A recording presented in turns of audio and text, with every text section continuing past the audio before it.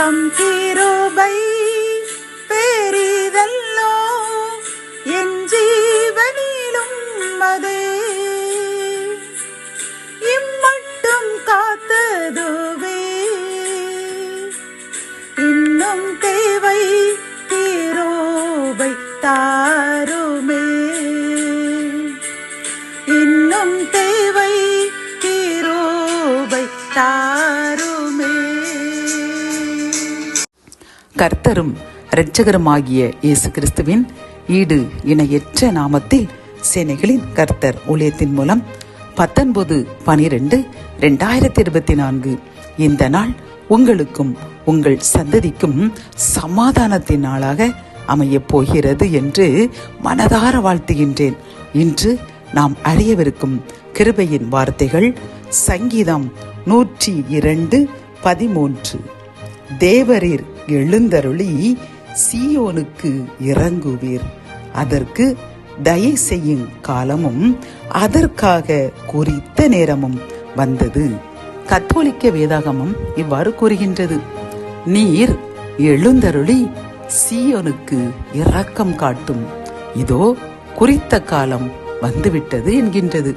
இந்த கிருபையின் வார்த்தைகள் மூலம் கர்த்தர் நமக்கு கூறும் ஆறுதலான ஒரு செய்தி என்னவென்றால், பிரியமானவர்களே, ஏதோ ஒரு காரியத்தை குறித்து அது இப்பொழுது நடந்து விடாதா, இந்த நிமிடம் நடந்து விடாதா, எப்பொழுது நடக்கும் என்று நீங்கள் அங்காளாய்ப்போடு ஏங்கிக் கொண்டே இருந்தீர்கள் அல்லவா?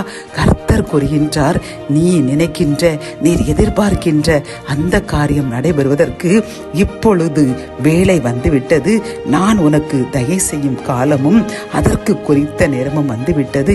இன்றே அந்த காரியத்தை நான் செய்து முடிக்கப் போகிறேன். அதன் மூலமாக நான் உன்னுடன் இருப்பதை, உன் கண்ணீரை கண்டதை, உன் ஜெபத்திற்கு பதில் தந்ததை நீ மட்டுமல்ல, உனது சந்ததிகளோ, உன்னுடன் இருக்கின்ற உற்றார் உறவினர்கள் நண்பர்கள் அனைவருமே கண்டு மகிழப் போகிறார்கள் என்று வாக்கு கொடுக்கின்றார். பிரியமானவர்களே, எவ்வளவு மகிழ்ச்சியாக இருக்கிறது பார்த்தீர்களா?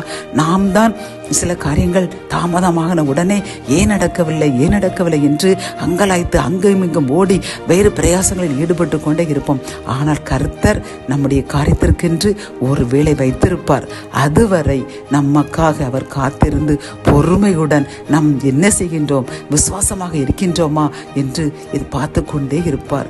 அவருடைய வேலை வந்த உடன் அவர் அதை நிறைவேற்றி நம்மை இரட்டிப்பான மகிழ்ச்சியில் ஆழ்த்தி நம்மையும் நம் சந்ததியும் என்றும் சாட்சி கூறுகின்ற அவருக்கு மகிமையான சந்ததியாக மாற்றுவார். அதை இப்பொழுதே உங்களுக்கும் உங்கள் சந்ததிக்கும் செய்துவிட்டார். ஆகவே நன்றி கூற ஆயத்தமாக இருங்கள். ஜெபம். என் அன்பு தகப்பனை, இந்த கிருபையின் வார்த்தைகள் மூலமாக அருமையாக கூறிய இந்த ஆறுதலான வார்த்தைகளுக்கு கோடி நன்றியப்பா.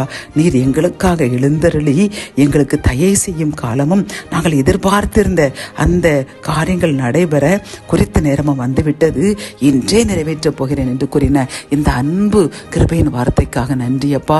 இந்த செய்தியை கேட்டு யார் யாரெல்லாம் எப்பொழுது உமக்கு கோடி நன்றி கூற ஆயத்தமாக இருக்கின்றார்களோ எங்களுக்கு ஒவ்வொருவருக்காக ஜெபிக்கின்றோம்.